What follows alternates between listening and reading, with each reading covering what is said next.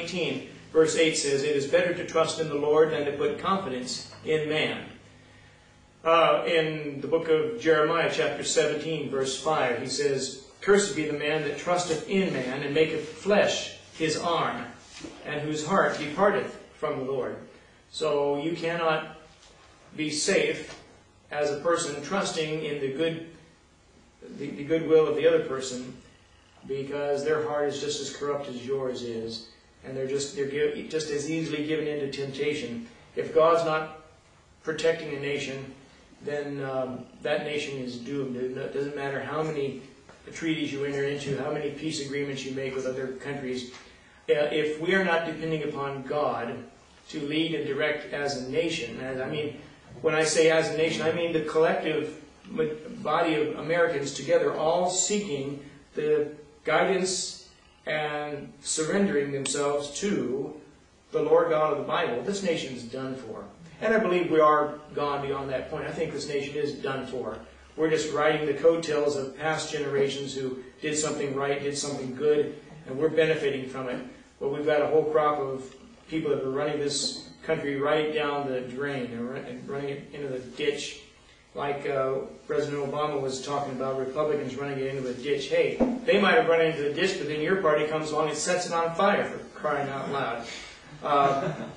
So there is no return from the depths of depravity, the depths of wickedness that this country, because this country long ago stopped recognizing God, stopped honoring God in our now. You know something? Out of the abundance of the heart, the mouth speaks. Not only do the things that dwell in your heart and your mind that you think about and you secretly believe eventually come out in things that you say, but they also manifest in the actions that you carry out. And that's why they stopped shutting everything down on Sunday. Sunday used to be shut down in America. What they call blue laws. They forbid businesses from opening up on Sunday. Sunday was the day Americans set aside for God and for church and for their families. And there was no need to go to the grocery store, go to the mall, go out buying a new car that afternoon. I mean, there was no need for those things on Sunday. You had 6 days in which those things could be carried out. Sunday was set aside, and Americans gave attention to God. And then 1960s, maybe even as late as the early 70s, all of those laws nationwide began to disappear.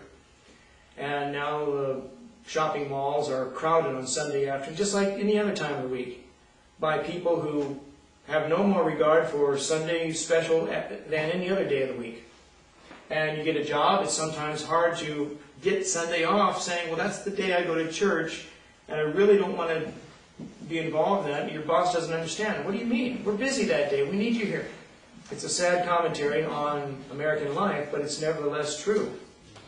Abraham Lincoln, in 1863, March 1863, he said that April 30th of 1863 ought to be a national day of humiliation, fasting, and prayer by the American people. And he says this, I'm just going to read an excerpt from that proclamation. He says, "We have been the recipients of the choicest bounties of heaven. We have been preserved these many years in peace and prosperity. We have grown in numbers, wealth, and power as no other nation has ever grown. But we have forgotten God." He says, "We have forgotten the gracious hand which preserved us in peace and multiplied and enriched and strengthened us. And we have vainly imagined in the deceitfulness of our hearts that all these blessings were produced by some superior wisdom and virtue of our own. Intoxicated with unbroken success, we have become too self-sufficient to feel the necessity of redeeming and preserving grace, too proud to pray to the God that made us." He says, "It behooves us then to humble ourselves before the offended power," he meant God, "to confess our national sins and to pray for clemency and forgiveness," and so on. Well, I don't expect Barack Obama to make a speech like that.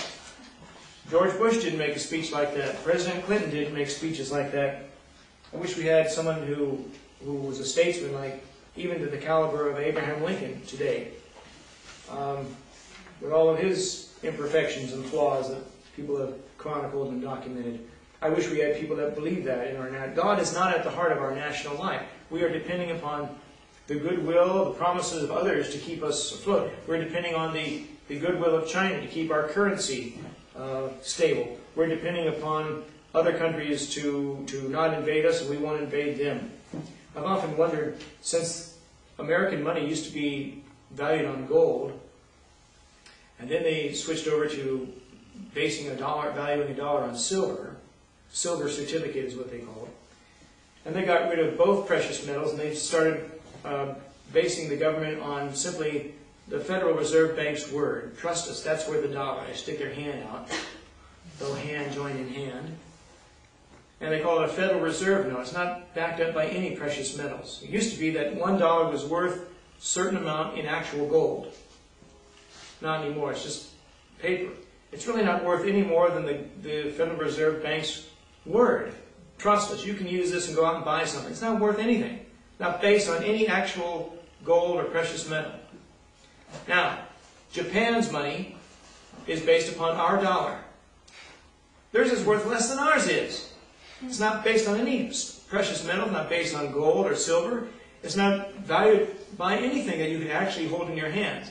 It's just this invisible game they play. It's like having direct deposit from your employer. The check goes right into your account. It's all just a transfer of numbers in cyberspace.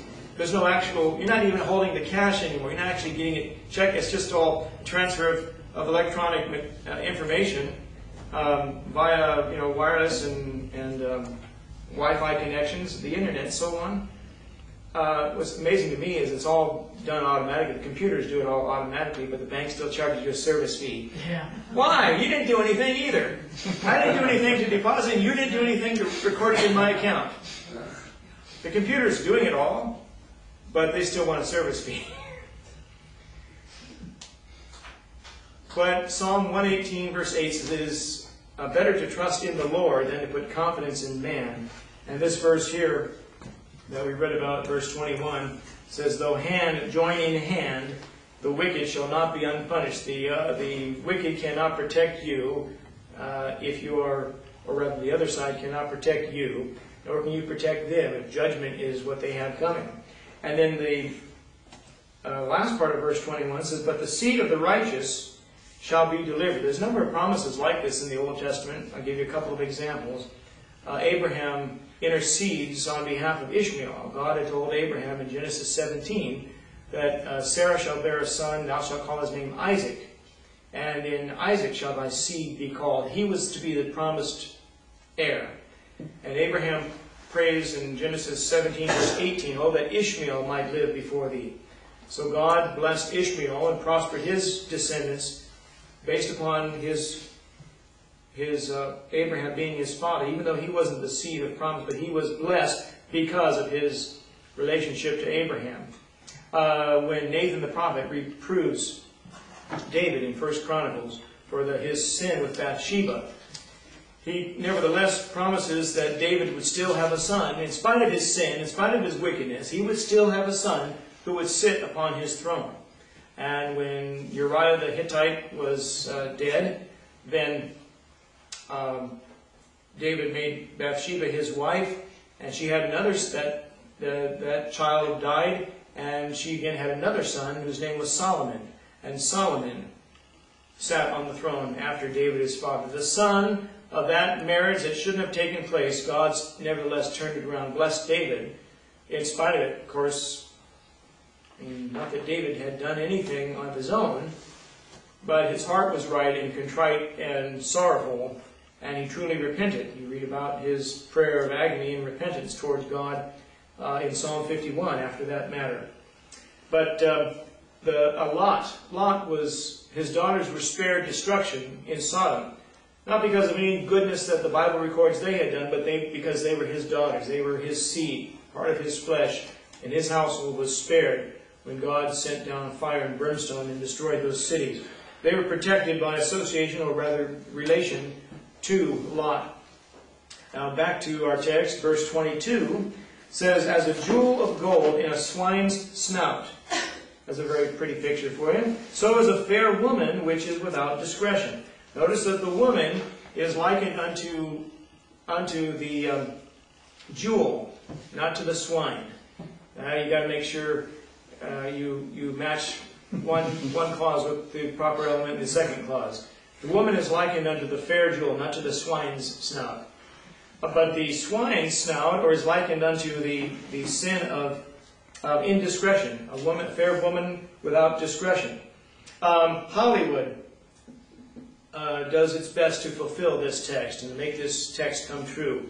And all the time on the screen, there are beautiful women, beautiful actresses who are playing the part or playing the role of lesbians and adulteresses and prostitutes and the other woman and mistresses and criminals. Sometimes you'll get a female bank robbery, a female thief, a female murderer in the storyline, and they are causing women whose beauty should just go untarnished to demean themselves by the roles they're paid to play.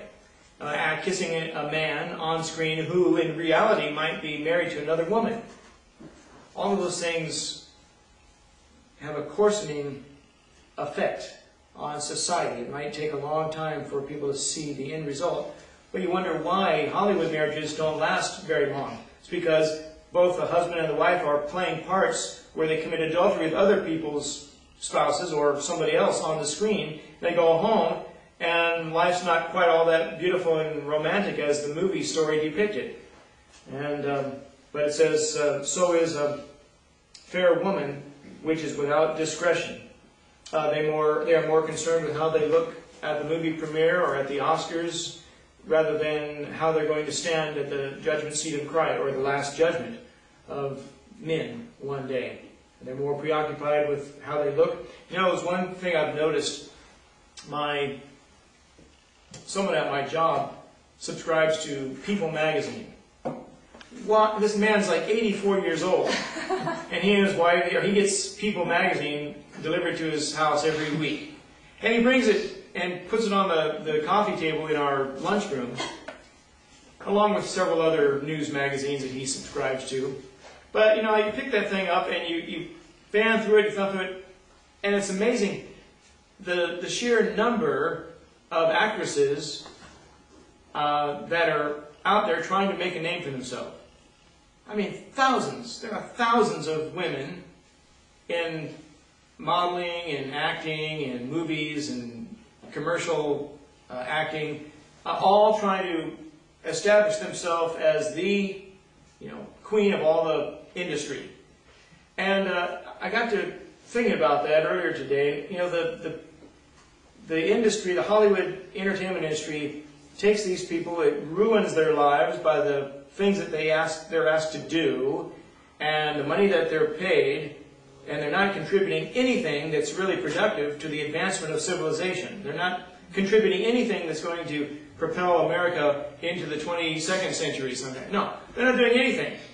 They're just there providing, momentary diversion, entertainment, cheap laughs, scantily clad people on the screen, and dirty jokes, and all the other things that go with it. But then next Friday, there'll be a totally new movie out, premiering, starring some other starlet. You see, their little 15 minutes of fame sometimes isn't even 15 minutes worth, because there's always somebody else waiting to take their place. And there've been I bet you if you were to interview a lot of actors and actresses who are now in their retirement years and say, what have you done that you believe contributed to the advancement of civilization, the betterment, the enrichment of mankind that you are most proud of? That's why I marvel at these,